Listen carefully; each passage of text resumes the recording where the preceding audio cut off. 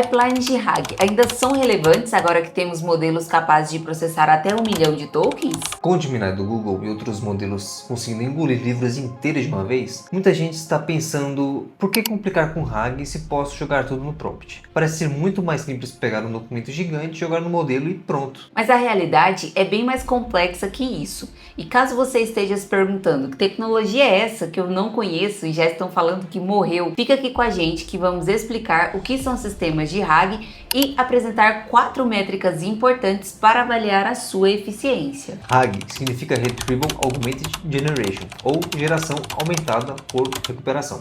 É como ter um assistente que, antes de responder qualquer pergunta, vai até a biblioteca, pega apenas os livros relevantes, lê as partes importantes e assim formula uma resposta baseada nos documentos. E por outro lado, processar 1 milhão de tokens a cada consulta não é só caro, é muito caro. Para vocês terem uma ideia, o GPT 4.1 Nano, que é o modelo mais barato da OpenAI, custa em média de 10 centavos de dólares por 1 milhão de tokens de entrada. Parece pouco, mas imagina isso sendo usado milhares de vezes por dia em uma empresa. E aqui entram os problemas cientificamente comprovados, o lost in the middle, ou perdido no meio. Pesquisadores de Stanford descobriram que a performance dos modelos de linguagem degrada significativamente quando a informação relevante está posicionada no meio do contexto longo. A capacidade dos LLMs de encontrar e usar informações com precisão diminui conforme a informação relevante se afasta do início ou final do contexto.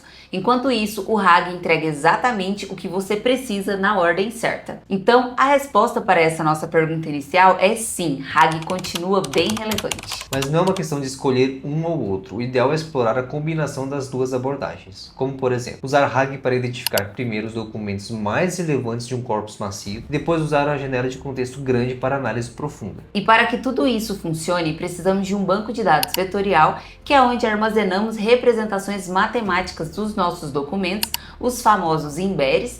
Cada documento vira um vetor em um espaço multidimensional, onde documentos similares ficam próximos uns dos outros. Dessa forma, podemos fazer buscas de forma semântica. Por exemplo, se você pergunta sobre um veículo econômico, o sistema retornará resultados sobre carros com baixo consumo de combustível ou automóveis eficientes. E aqui entra uma parte importante, a configuração dos parâmetros do sistema de RAG. Não basta apenas transformar os documentos em embeddings. A implementação de uma pipeline de RAG passa pela escolha do modelo que gera os embeddings, pela configuração dos parâmetros do banco vetorial e até a temperatura de resposta do modelo que é utilizado na ponta final. E isso nos leva ao próximo ponto fundamental: como medir se essas configurações estão realmente funcionando bem na prática. Para avaliar se o sistema de RAG está funcionando bem, usamos 4 métricas.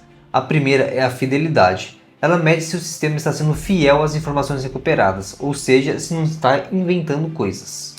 A precisão de contexto avalia se os documentos recuperados são realmente relevantes para a pergunta. O recall de contexto mede se conseguimos recuperar todas as informações relevantes disponíveis. É o oposto da precisão. Aqui queremos garantir que não estamos perdendo informações importantes. E as respostas relevantes avalia se a resposta final do LLM realmente atende à necessidade do usuário. Agora vocês devem estar se perguntando, ok, entendi as métricas, mas como eu meço isso na prática? E aí que entra o RAGAS, um framework que automatiza toda a avaliação, tornando possível testar diferentes configurações de forma sistemática. O RAGAS consegue calcular todas essas métricas de forma automática, mas para isso ele precisa de um avaliador. E aqui entra um conceito fascinante que é respaldado por pesquisas recentes: usar um LLM para avaliar um outro LLM. Ou seja, podemos usar modelos como o GPT-4o como juiz para avaliar as respostas dos outros modelos que um sistema de RAG utiliza. E antes que vocês pensem, isso não é meio subjetivo,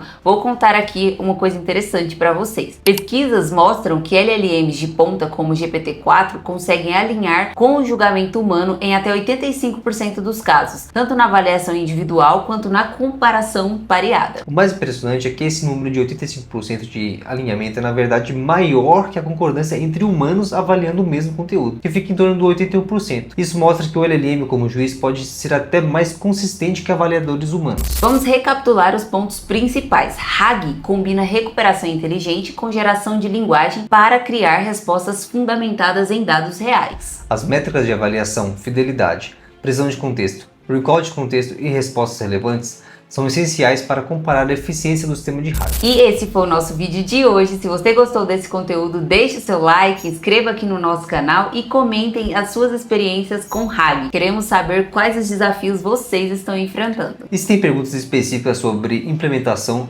ou querem sugerir temas para os próximos vídeos, use nos comentários. De qualquer forma, já estamos preparando um vídeo bem legal sobre como usar o RAGAS na prática, que nós usamos em um dos nossos sistemas de agentes de IA. E até o próximo vídeo. Tchau!